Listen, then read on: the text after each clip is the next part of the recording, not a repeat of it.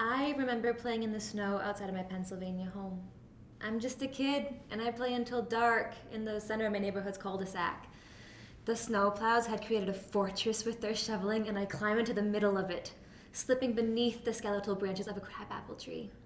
I lie on my back and stare up into the clear night sky. My breath hangs in the air, and each star is like an eye, and all of the heavens are looking back at me. In this moment, I feel so seen, so significant beneath this gazebo of ice and wood. Yet, as I stare through the stars, I shrink and become so infinitely small. In my soul, a voice is calling to me, a voice like the prophet Samuel heard. It is so familiar, but yet painfully unclear. The snow begins to seep through my downy coat, and the connection is severed.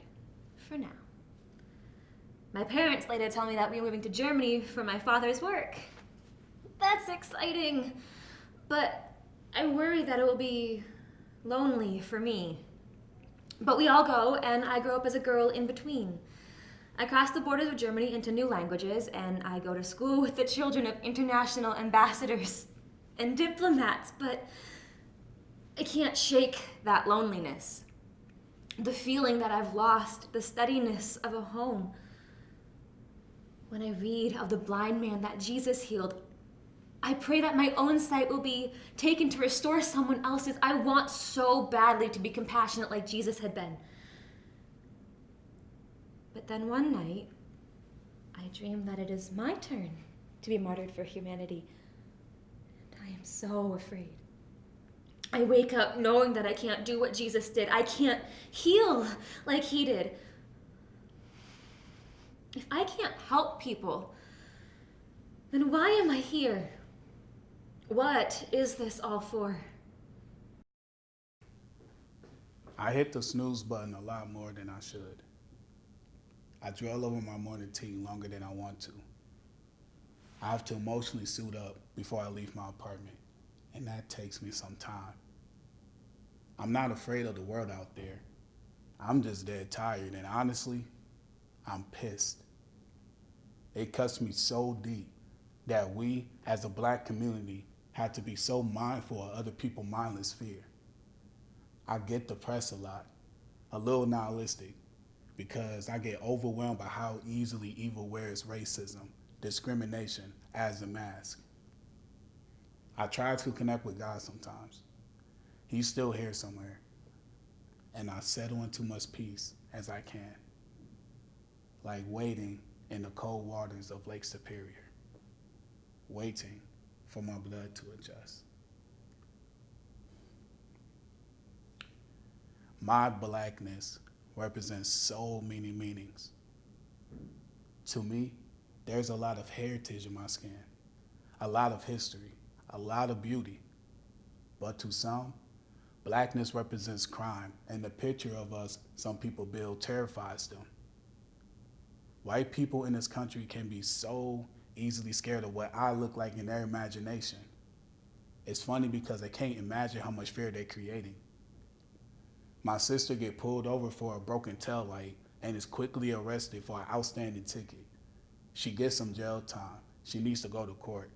My brother, he's incarcerated as well for a drug transaction. Well, really being at the wrong place at the wrong time. I mean, yeah, those things are infringements of the law, but it seemed funny to me how white men could sell more drugs and receive fewer legal consequences. You think about that too long, it will really bring you down.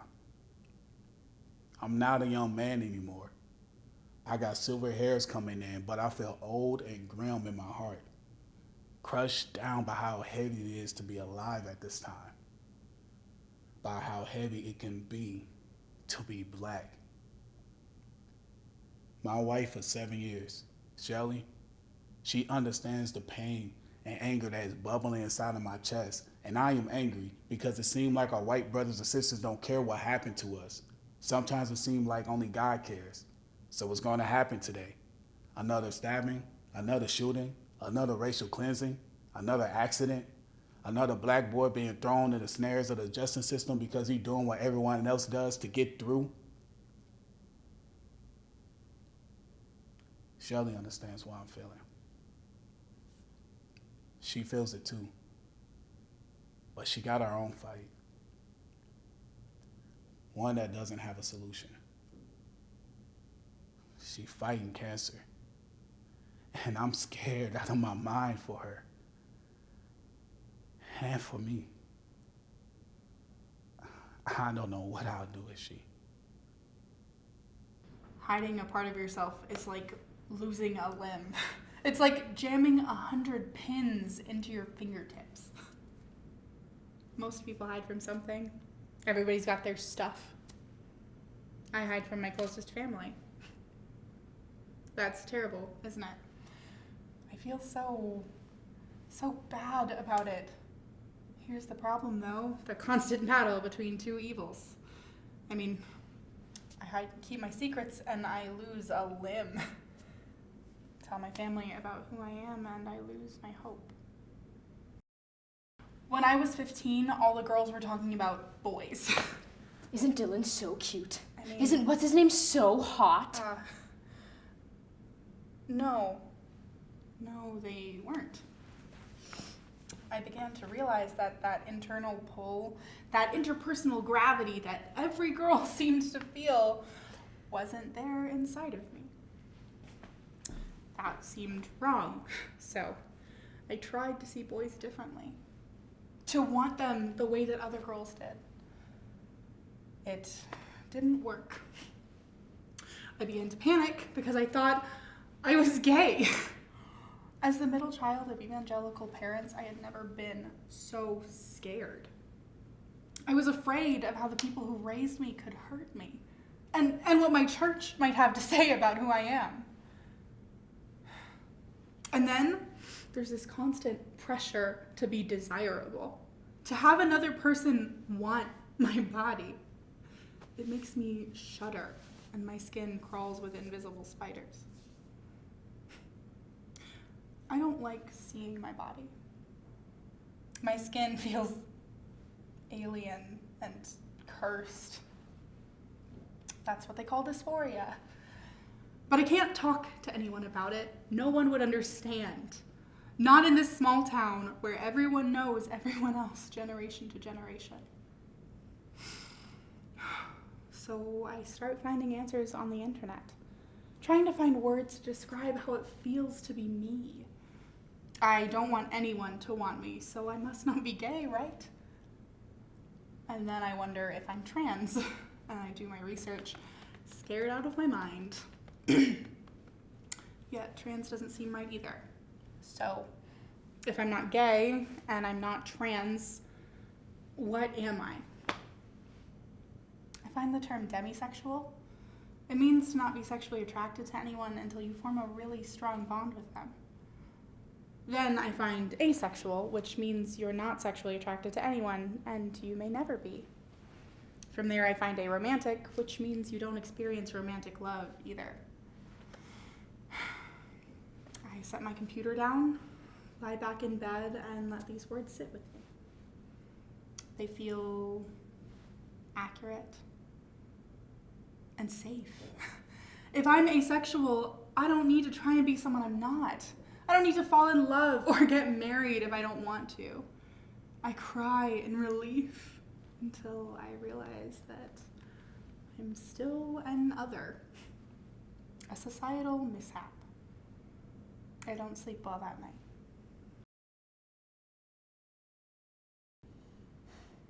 Ever since I was little, I dreamt of space. Stars, cosmic numbers, nuclear elements, and jet engines. Not to be overly dramatic, but my dreams have finally come true. I've been accepted to the University of South Dakota's ROTC program to pursue aerospace engineering. Not only that, but I have received the prestigious Officer's Scholarship. Against all odds, this farm kid is going to be an officer. I'm going to be a soldier and an engineer. I'm so excited. So proud. So proud that I can claim this title. So proud that I can prove to everyone that I have been called to something bigger. I have my life written out for me. The next 12 years, my life is written in ink. In South Dakota, you can only choose from one of several jobs: police officer, teacher, farmer. I didn't want any of that. But it's hard to escape the cycle of writing tickets, correcting papers, planting crops in a small town. But I've made it. I burn with hope. When I receive that check from the several officers at my high school awards night, I think I will burst with excitement. I know I'm lucky. Not everyone gets this chance.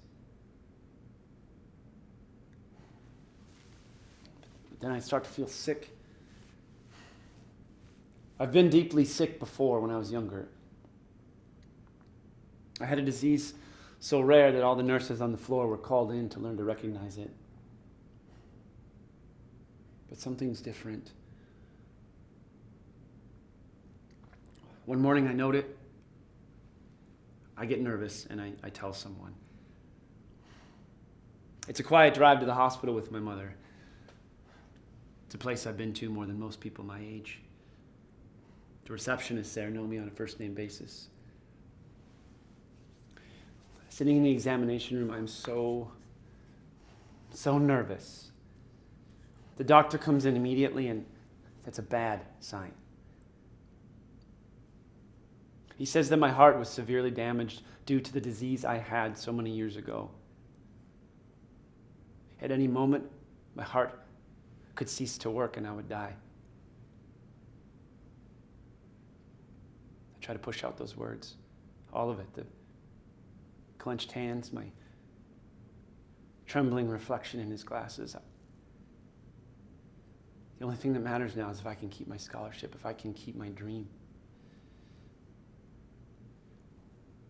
But as the fluorescents begin to hurt my eyes and the smell of latex and bleach burn my nose, I know without a doubt my future is crumbling.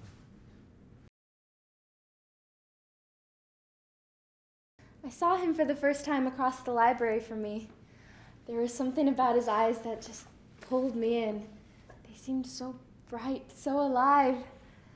I was still really nervous about starting my freshman year at an out-of-state university. This place is huge, and there are so many different cultures, ideas, and experiences here. I'm really lonely, but I'm determined to succeed. Anyway, I peek over my laptop at him and smile when he laughs. I'm such a stalker. Turns out he's also studying pre-med, and when he sits next to me in biology class, I send up a silent prayer of thanks. There is a God. His name is Devin, and we hit it off really well.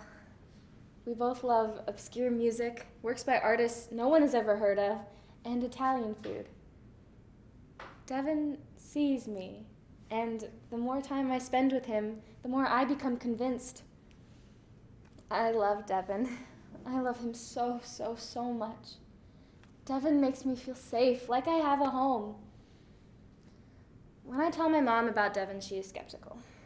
I mean, I knew she might be, but when his tendency to party a little too much comes up, she gets really mad.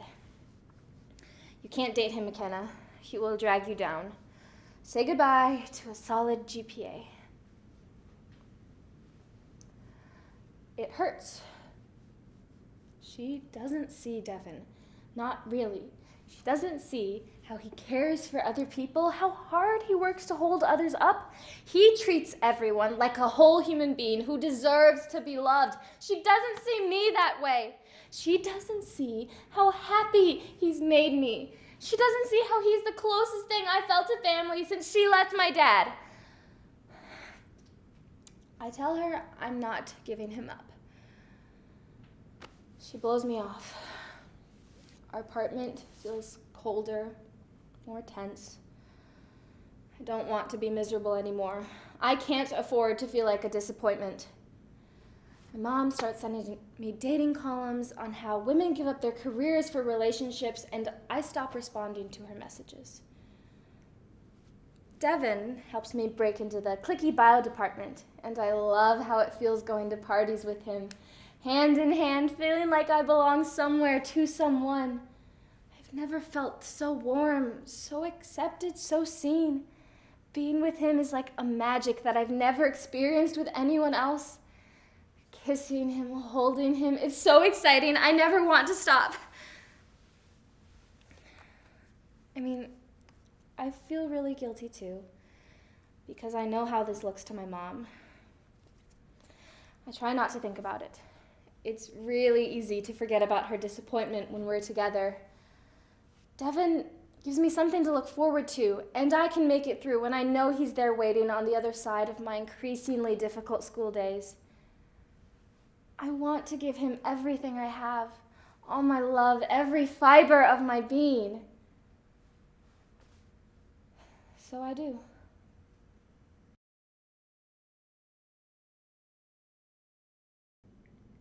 Sometimes, when I look at my reflection in the dark kitchen window, I'm afraid that maybe I don't deserve to have good things. My whole life has taught me this, hasn't it? Happiness is reserved for the people who do everything the right way, like those men and women on Christmas cards or ads. No. People have proved how much they will try to keep people like me from having a life like theirs. They don't see. They don't understand. God, they don't even try. Every day, I come home from work just so tired because this is the first time all day that I can just be. There's no room for queer man in many parts of my life.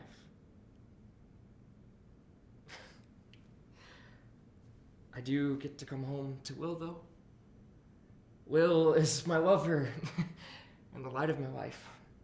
He's trans, which means he grew up female and then transitioned into the man he is now. A lot of people see that as a very strange, straight relationship, but Will has only ever been a man to me.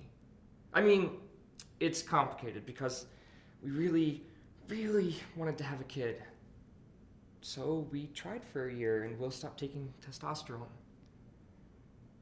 And then it happened. Oh, you should have seen Will's face when he became pregnant. We were both glowing, both of us looking at the baby's clothes in Target just a little bit closer. Both of us just so ready for a family. Neither of us had much luck with our own families. Mine was messed up in a lot of ways. I knew I was attracted to other men when I was 13, and that did not go over well with my family. Granted, we were dysfunctional as it was, but my different perspective didn't help. My dad was emotionally abusive, and my extended family was distant and quiet. I had a rebellious streak, but I could tell how other families treated their loved ones wasn't how I was being treated. I felt so alone. A common feeling for people who live outside the margins of what is considered to be normal. When I moved out, my mom and dad must have felt like I didn't need anyone because they never visited. I'd been on my own for a long time before I met Will. If you would have told me that I would marry this cute, blonde accountant, I never thought I'd marry a blonde or an accountant. But he got me. He stuck with me, and he's my closest friend. Oh, and we're getting married. Only a small wedding with a couple of friends and whatever family decides to come.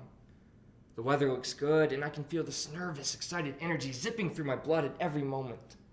Our friends are so ready to help us get everything prepped, and with the flowers blooming and the summer fireflies, it's really beautiful. It almost feels too good to be true. One day, my French class is taken to a refugee simulator, and I adopt the identity of a Sudanese woman seeking refuge in a European country. I go to hand my papers to the man at the checkpoint, but he is gruff and insists that something is wrong. My French isn't good enough to understand him, and he is only getting louder and meaner. I try to explain, but he slams his hand on the desk, startling me almost to tears. Our paperwork is faulty, and we are thrown into a mock jail. Later on the bus, I feel sick for my Sudanese identity. How hard that was for her. That feeling clings to me. I see an acquaintance in homeroom the next day, and we make small talk. I'm still processing the simulator, and so I mention it, hoping to, process some of the shock of it, but my friend rolls his shoulders back and says, "If someone comes over the border, we should just shoot them." Shoot them? Like killing deer? Or trapping mice? The people coming over the border are fleeing war and persecution. If they go back to their countries, they'll be killed. There are so many people wandering between worlds without hope of compassion or a home. I finish high school in Germany, and I come back to the States for my post-secondary education. I have a difficult time choosing a career path. I hesitate over the description of visual arts, but no, my drawings won't save anyone. I need to be practical, to help as many people as I can. So I choose to become a nurse. I study holistic development in Ecuador and travel to Africa to aid in administering maternal care. At 21, I'm delivering babies in a clinic. I admire their small fingers and soft noses. Yet, as I sit on the plane back to the States, my heart sinks. My home is everywhere, but nowhere.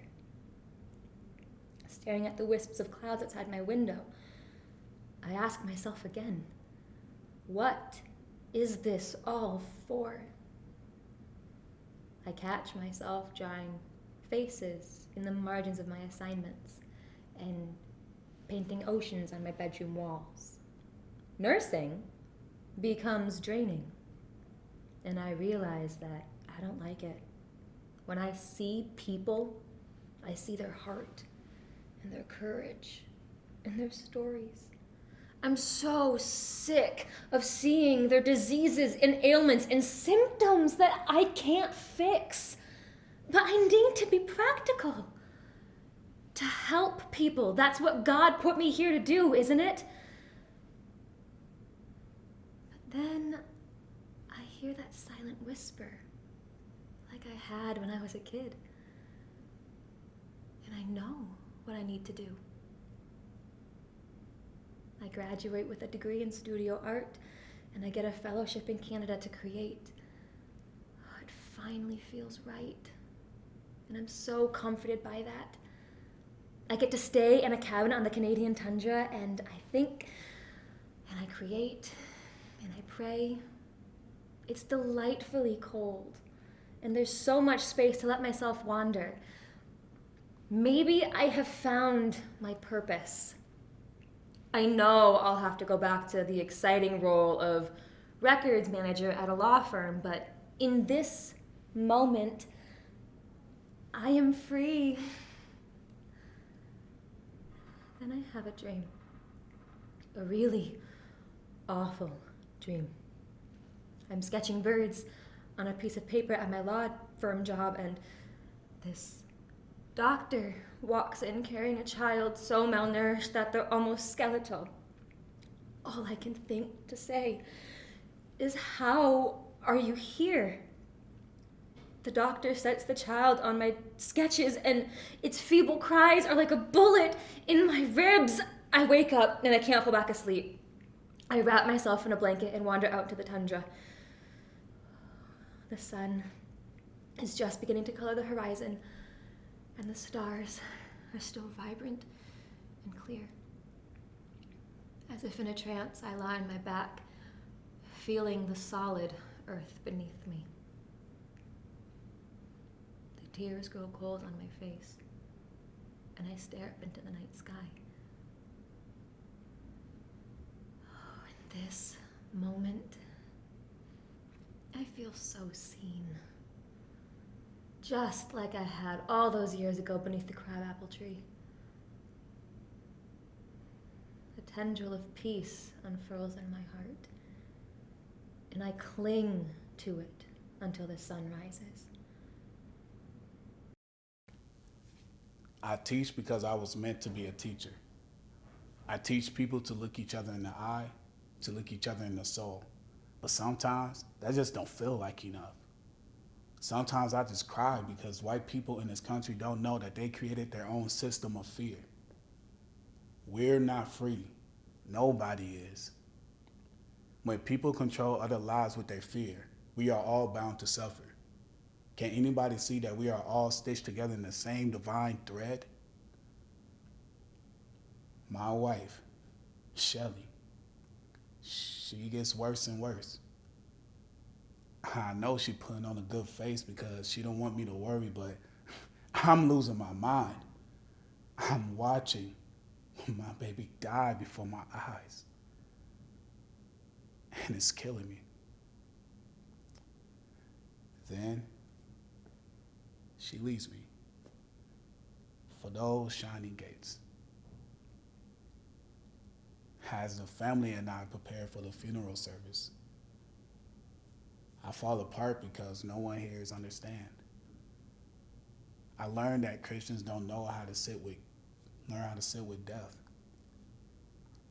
No one knows how to deal with grief, with loss. All of my brothers and sisters, all of these nice people, they can't stand with me.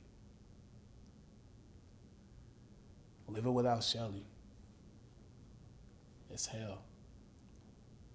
I do a lot of soul searching, and I just come up wanting. I should have spent more time with her. I was just so focused on the anger in this world that I just lost sight of love. I didn't give her my best, and that eats me up inside. So once I look through that grief, I start again. I start listening to people a little harder, including myself.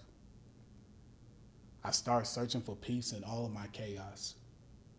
I've stopped fighting every battle in my brain and start meditating with my heart. I rethink what I am teaching people to understand, and I try to let go of the bitterness that curdles up my blood. I go to training seminars and try to spread love and peace. I meet someone. Dr. Walker? Yes, hi there. Hi, I'm Serena Lewis. I teach at inner city schools in Chicago, and I found what you said today to be so very important. I agree that people don't understand the insidious nature of racism. It has the most power over us when we don't know we're operating in it. You should be giving your own training session, sister. You got your eyes wide open. Well, thank you, doctor. I'm trying my best. I wish I could do more, though. What's that about? I just can't seem to communicate to my family the wrong that I see. I feel like no one listens to me. They think I'm buying into propaganda, that I'm supporting a political cause, but I'm not. I'm supporting a human cause. I mean, we're all on this world together, and to write off other people's sufferings as propaganda, that makes me sick. I'm sorry, I got carried away. I believe in you, and that's what my heart says too. We need more people in this world with love and confidence. More people like Serena Lewis. And more people like Dr. Walker. While the new terminology comforts me, I grow more and more depressed as the years drag their feet. I tell no one. I struggle to keep going to church. I'm afraid of what who I am will mean to them, what who I am means to God. I can't focus on anything. I keep wondering if God and I are cool, if he's turned his face away from me. I keep spiraling downwards. I start taking antidepressants, and they help with the chemical imbalance, but they can't kill the fear and the shame that rattle around inside of me. I follow people like me on social media. I follow their journeys through the internet. It is such a relief to know that there are people like me. I still feel hidden and so ashamed, even after all this time. Even after moving out of my parents' home to better focus on my studies. Then a friend of mine comes out as non-binary. They don't identify as either male or female. I'm so happy for them, but there's something else too. Something like resentment. I didn't know you could do what my friend did. To come out and say that I am neither or all, and I'm okay with that. I'm frustrated that I can't do that. Or maybe that I won't do it. I know the world is not kind or welcoming, and I grow more anxious because I can't find God. My ribcage feels as empty as the sky. I'm constantly afraid. I struggle to keep holding on to what I've learned in my 25 years alive on this earth, but it slips through my fingers. God is good. God is love. God feels absent. I keep digging deeper and deeper into my soul, searching and searching. I try to find peace. If God is perfect, then God doesn't make mistakes. If God doesn't make mistakes, then I am not a mistake. I need to believe that God loves me for who I am right now, or I lose everything. I lose my hope. Around my busy work schedule, I keep seeing my therapist and keep trying to chug through a little better today than yesterday, and all of that. Then she asks me if I intend to talk to my family about the dysphoria I experience, and the very words shake me in panic. I will never tell them. And that cuts me so deeply, but I know if I go there, if I utter those words, there is no coming back. I will be different to them, and other, and I can't bear that. As I suspected, I cannot continue with my scholarship. My health condition disqualifies me. 3 weeks before I'm supposed to be moving into my dorm room at the university, all I can do is lie on the couch, staring into space, my body feeling cold and dead. My mind wanders and wanders. I needed to be part of the military, to wear the ceremonial dress, to carry the weight of a nation's trust on my shoulders. And my 12-year plan is wiped clean and handed back to me, and all I can do is stare. A few months pass.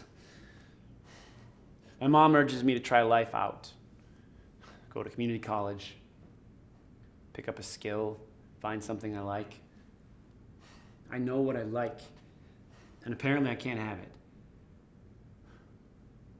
But the suggestion sticks, and I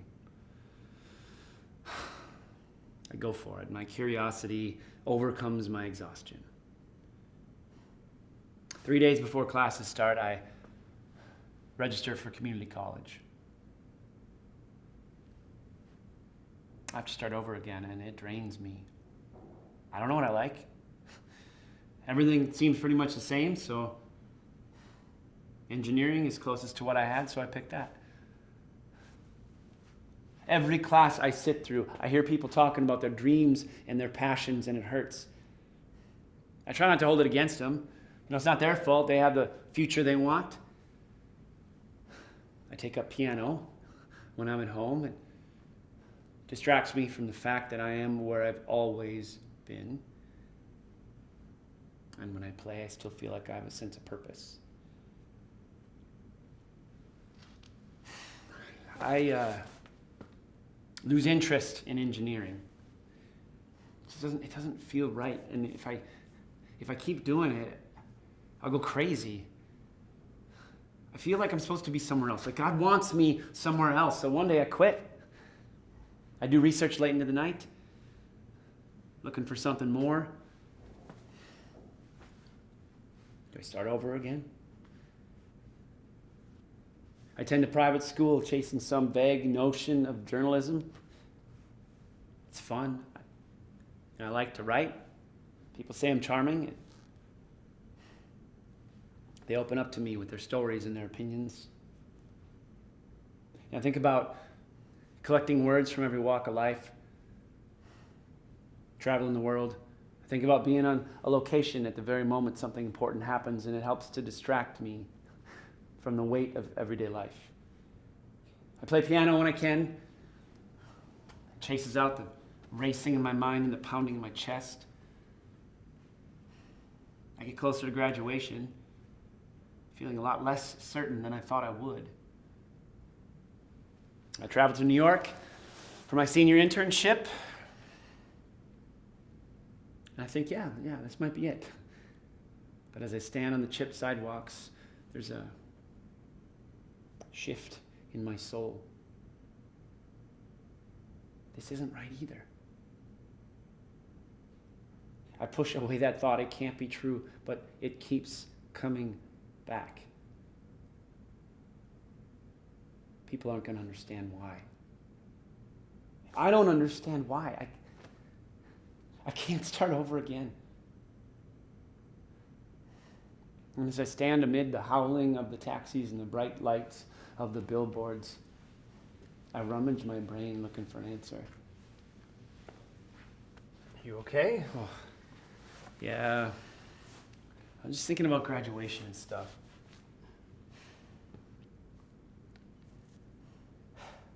Well, I can't wait to be done, to look for a job, have my own place. I'm so excited to finally be free. I have some leads with some newspapers, so that's nice. What are you thinking to do? I don't think I'm supposed to be doing this whole journalism thing. I think there's something else I need. Oh, okay. So no, I think maybe I'm supposed to be doing something else, and I don't know if it's worth it. I don't know if I'm supposed to be going back to school or what. Well, I don't know if you should go back to school, but do you remember the other day when we were in the mall and you were going crazy on that piano? Yeah. And that little boy was watching us, and he came up to us, and you took time to teach him to play a song? Well, when you talk about music, when you taught him, you were different. You seemed so content. I don't know. Something to think about. Yeah. Don't stay up too late, okay?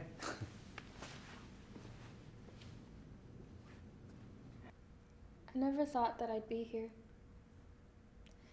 Sitting in my car, looking back at the Planned Parenthood sign. And I cry because I don't know what to do. This little life just under my hand frightens me. But the idea of extinguishing it forever frightens me just as much. I can hardly breathe. I'm hyperventilating. I need to calm down. I need to talk to Devin. But I don't know if I want to hear what he'll have to say. I mean, guys dump their girlfriends over this. I don't know what I would do without him. I need him here with me. I drive back home to sit alone with my dread. The next day, I muster up enough courage to ask Devin to meet me after class. We go to our secret place, a trestle bridge where we often sit and eat deliciously cheap food together. He knows something's wrong. He can always tell.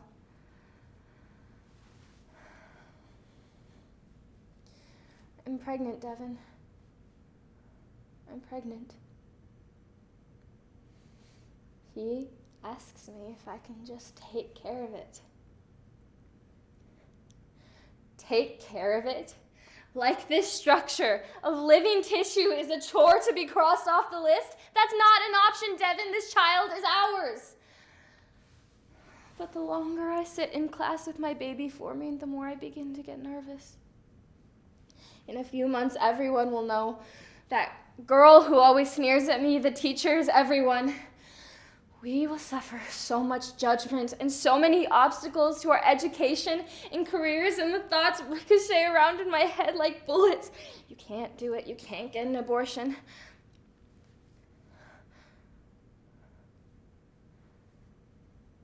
But if you did, no one would ever know. I have to tell my mom eventually. My knuckles whiten around my cell phone. My stomach binds itself into such tight knots. Devin sits beside me, hand on my knee. Mom answers, sounding a bit terse already.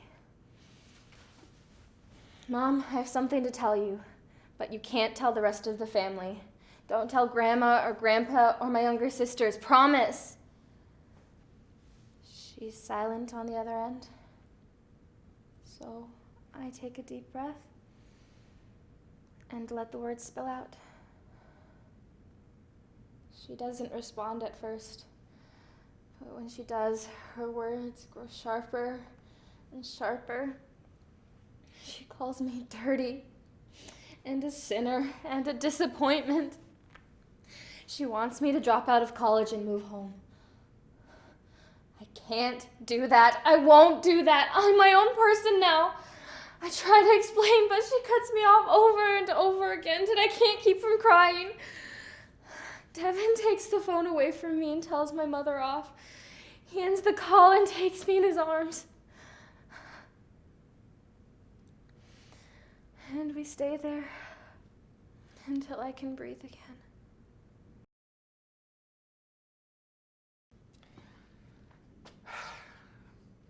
We don't announce to many people that we're pregnant. We hold it close to our hearts. There will be time enough to share the news. For now, we need to focus on the life that we are creating for our child, Emery.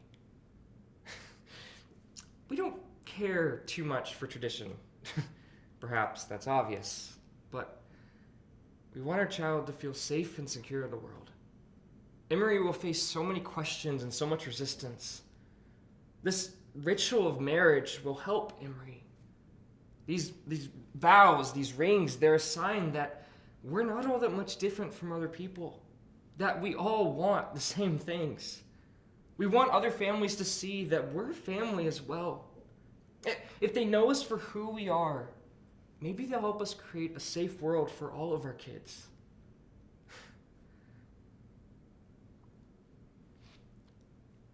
A day before the wedding, Will is in a lot of pain. We're both really scared. And then he starts to bleed. And we understand. We're losing our child. We make an appointment with the doctor. We're both very distraught. At times, all I can do is hold Will's hand. We collect the fetal tissue in a Tupperware container of all things. My practical mind knows that the doctors want to see this, and that this will help them understand why we lost our child, but it feels so wrong, so impossible. We're standing in line to check in at the OBGYN. In one hand, I hold Will's, and in the other, I hold this sad little Tupperware. I need to stay strong for Will. I can tell how close he is to breaking apart. But when the receptionist loudly tells us that we're in the wrong line, my heart breaks into pieces. Gentlemen, you are in the wrong place. Can I I call out that we are in fact in the right line, and that I have fetal tissue in this Tupperware that I'm holding. That settles things pretty quickly. For the most part, the doctor tells us what we already know. That Will's past the fetus and we've miscarried. After an examination, the doctor tells Will that he only has half his uterus. This comforts Will somewhat. Having something solid and biological to explain a childhood of intense dysphoria. In our parked car, Will buries his face in my shoulder and breaks down. In between sobs, he apologizes. This beautiful man apologizes for letting us broke down, for not being able to carry our child, for being less than. I pull him into my arms and I tell him that he's always been more than enough and he always will be. When I get back from Canada, I feel so lost. The law firm is still here, and I'm still in it, working, earning, feeling like I'm going nowhere. When I drive home, I fantasize about picking a direction on the highway and just going. Instead, I go to an art workshop with my friends. We doodle, and the woman sitting next to me, Dorothy, notices the child dressed in old clothes but bright smile on my paper. You're the woman who's been serving all over the world, aren't you? I've heard about you. Yes, I've done some missionary work, and I grew up internationally. Third culture kid. Okay, so what do you do now? I manage records at a law firm. Do Administrative work. Okay, do you enjoy it? Sort of. Okay, well, I don't know if this is something that you'd be interested in, but I work for an organization that helps care for asylum seekers. Oh, yeah. Yeah, and we're looking for more missionaries to help care for women who are trying to find their way here. Okay, look, I could put you in contact with my connection and she could better fill you in. I think you would really do well there. Yeah, that sounds like something I might be interested in. Okay, great. Here's our information. I really hope you'll think about it. I will. Thank you. I go home and I get in contact with the head of the organization, Melissa, and after a few meetings, I'm offered the position as missionary. I will be living in a house and watching over several women. It's unreal. Yet, as the women move in, my heart breaks for them. They have endured so much to get to a place where they can feel safe. I try to find ways to show them that I'll be here for them, but I have to fight that feeling that I'll let them down, that I won't be able to help them. It's a big world, and there's a lot of misery in it, and I am just one small, fiercely compassionate person. But injustice has faces now, and they are faces I love and need to help. As I'm standing in the produce section of the grocery store, I start to hear John's Lennon voice coming through these teeny little speakers. Imagine there's no heaven. It's easy if you try. No hell below us. Above us, only skies. Imagine all the people living for today. Ooh, ooh, ooh. You may say I'm a dreamer, but I'm not the only one. I hope someday you will join us, as the world will live as one. I almost started crying on the lettuce. I want to imagine a world like that, a world where we live in the now, because now is all we have. To think of everyone together. We are so far from that, but it will be heaven on earth in the here and now. No more stealing, killing, hurting, controlling, or crying. Just finally everyone living like Jesus.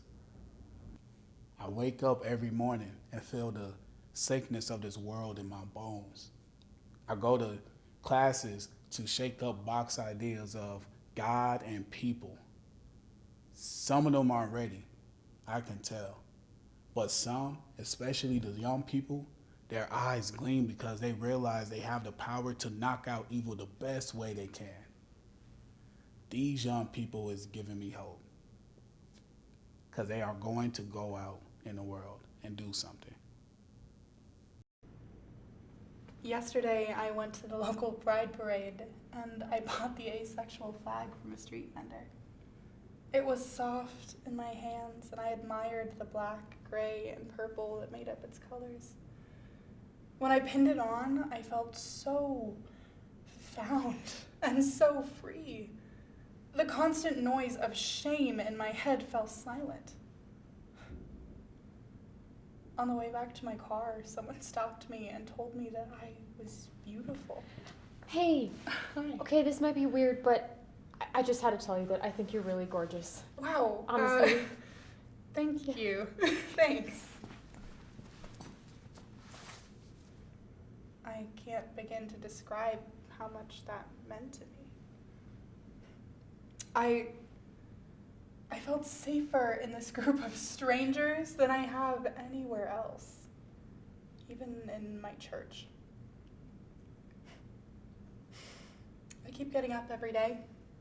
I am learning to be good to myself, to be gentle and kind to the person that I am. I choose to know that God loves me.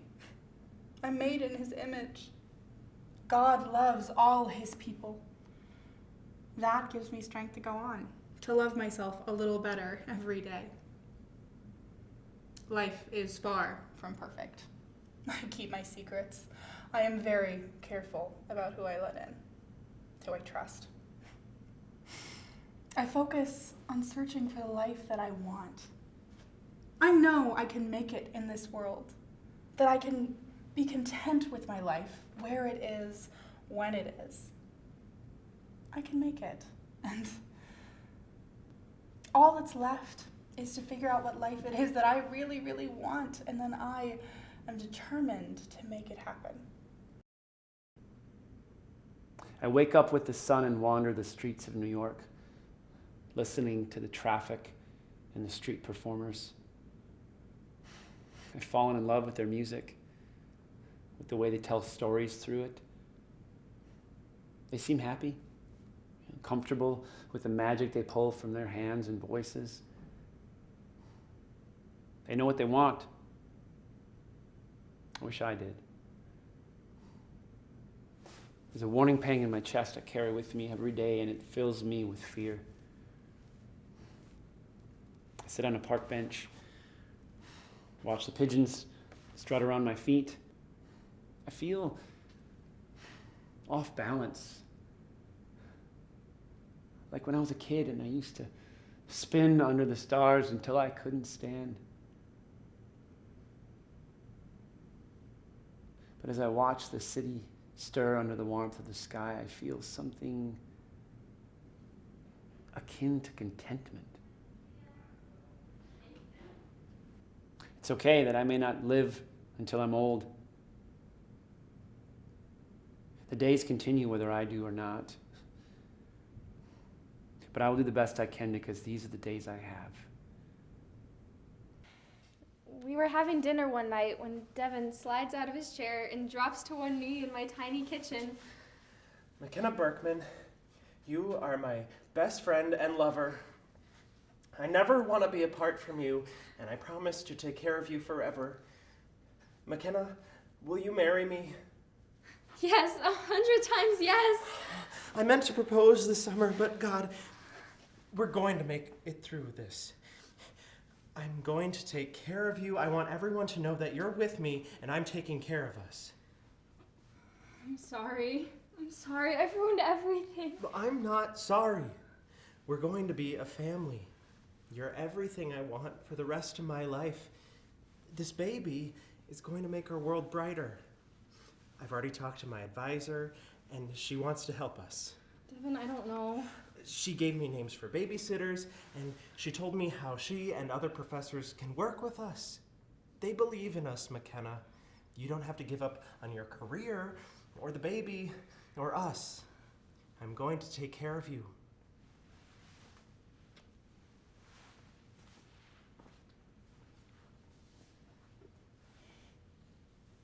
My mom doesn't keep my secret, and my family grows distant and cold. And that hurts more than I can say. But we're going to make it. My heart breaks for other girls whose men don't stand by them like mine does, girls who have to give up their children one way or another. I know for me that if I had terminated this pregnancy, my family would be incomplete.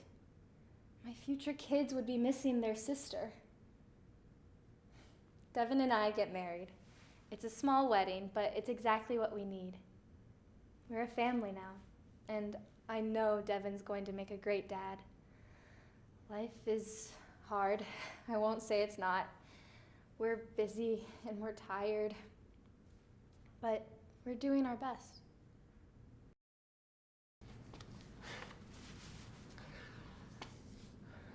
We don't tell anyone right away. We need to pull ourselves together for the wedding. I haven't cried in years, but every touch from a friend or strain of music pulls sobs from my chest. And the wedding is really beautiful. Will and I are surrounded by the people that we love, and for the moment, that's enough.